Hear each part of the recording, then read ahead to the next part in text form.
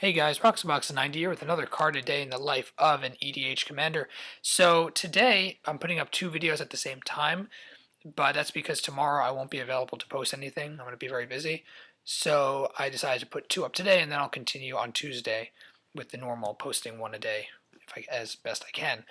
So also today I noticed that in the series that I've been putting up so far in terms of carded days, I believe this one is number 50 in terms of single cards. I put up a couple of special videos, but I'm pretty sure it's number 50 in terms of singles. So I decided to do something kind of card that's kind of famous, awesome, super crazy, amazing. And that card is Necropotence.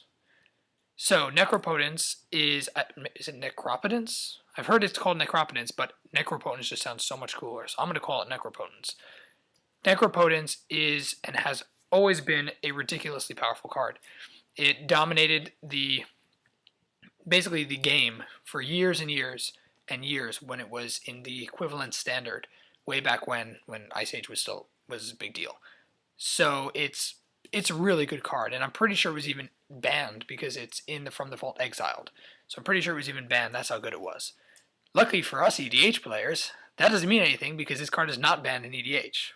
So I don't know if it's a good thing or a bad thing, but it's crazy. So let's jump in and see what it does. This is maybe a little confusing about why it's so good, especially to newer players. So it's 3 black mana, so 3 CC cost of 3 black. It's an enchantment that says skip your draw phase. So that pretty much means that you don't draw a card every turn, as long as it's around. If you discard a card from your hand, remove that card from the game. This is universal, so if you have to discard because you have too many cards in your hand or your opponent makes you discard something, then it's removed instead of going to your graveyard. 0 colorless. Pay 1 life to set aside the top card of your library. At the beginning of your next discard phase, put that card into your hand. Next discard phase is basically the end of your turn. Effects that prevent or redirect damage cannot be used to counter this loss of life, meaning you can't stop the life and just draw infinite cards, which makes sense because it would be even more broken than it already is. So what makes it so good in EDH? Well, basically, it's a draw engine. It just lets you draw gazillion cards. Most metas do 40 life for EDH, at least in multiplayer. 1v1, I know some do 30 life because they want to make it more fair for aggro and stuff, but even 30 life, you have a card that, when it hits play, gives you almost immediately a ridiculous card advantage for nothing. You know Grizzlebrand, that card that got banned in EDH because it was so good? It was basically Necropotence in an even more unfair way. That's why it was banned. Necropotence is kind of, I think, the limit you can go in terms of how fair versus unfair.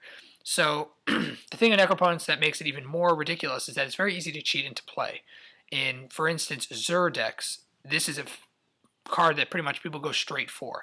Zur goes, and I'm pretty sure he attacks, right? He attacks, and Necropotence comes right into being, and it's basically game over. Any player that sticks a Necropotence to the board and it lasts more than a turn or two is pretty much the winner of the game. I mean, I've done it. I've seen it happen. It's the reason it was basically banned outright. It's crazy powerful enchantment, and generally becomes the biggest threat on the table no matter what is out on the field.